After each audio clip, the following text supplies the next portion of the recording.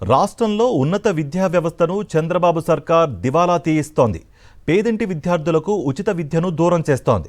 రెండేళ్లుగా fee reimbursement బకాయిలు కొండలా పేరుకుపోయినా చీమ కుట్టినట్లుగా కూడా లేకుండా దగాకోరుతనంగా ప్రవర్తిస్తోంది. ఫీజు బకాయిలు చెల్లిస్తే తప్ప సర్టిఫికెట్లు ఇచ్చేది లేదని ప్రైవేట్ కళాశాలల యాజమాన్యాలు తెగేసి చెప్తుంటే, మరోవైపు పలు విశ్వవిద్యాలయాలు బలవంతంగా విద్యార్థుల చేత బాండ్ పేపర్లపై సంతకాలు చేయించుకుంటున్నాయి. ప్రభుత్వ ప్రైవేటు విద్యా సంస్థల్లో విద్యార్థుల మెడపై కత్తిపెట్టి ఫీజులు వసూలు చేస్తుంటే కళ్ళప్పగించి చోద్యం చూస్తోంది చంద్రబాబు సర్కార్. ఫీజు బకాయిలు చెల్లిస్తే తప్ప సర్టిఫికెట్లు ఇచ్చేది లేదని ప్రైవేటు కళాశాలల యాజమాన్యాలు తెగేసి చెబుతున్నాయి. మరోవైపు ప్రభుత్వ సంస్థలుగా సేవలందిస్తున్న విశ్వవిద్యాలయాలు సైతం మరో అడుగు ముందుకేసి ఫీజు బకాయిలకు సంబంధించి ₹100 బాండ్ పేపర్లపై బలవంతంగా సంతకాలు తీసుకోవడం విస్తుగొల్పుతోంది. విద్యా సంస్థలు పేదింటి విద్యార్థులను ఫీజుల కోసం పీడిస్తూ ఉండటం దిగజారిన విద్యా దుస్థితికి అద్దం పడుతోంది.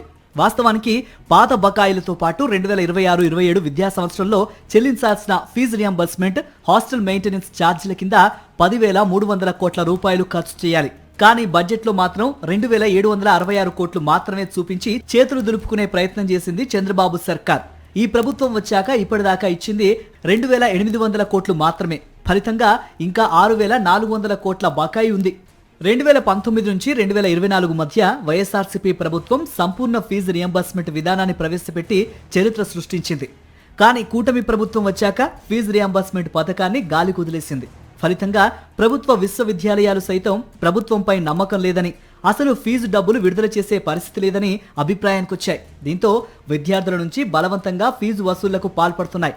ముఖ్యంగా 4 ట్రిపుల్ క్యాంపస్ల్లో ఫీజుల పీడింపులు, వేధింపులు పెచ్చుమీరాయి.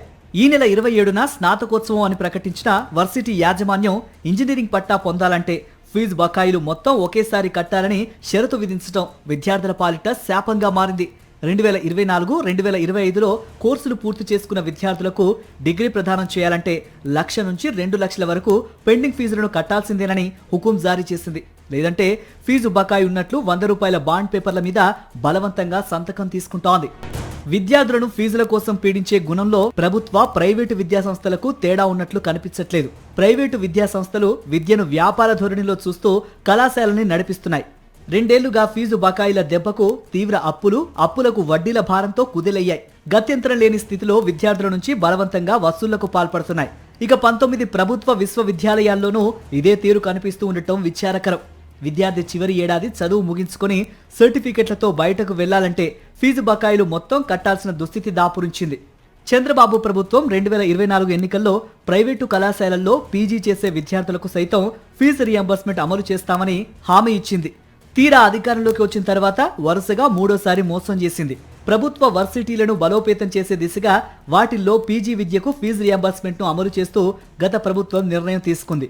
అప్పట్లో ప్రతిపక్షంలో ఉన్న చంద్రబాబు బీరాలు పలికి ప్రైవేటు విద్యా సంస్థల్లోనూ పీజీకి ఫీజు రియంబర్స్మెంట్ అమలు చేస్తామని హామీ ఇచ్చారు.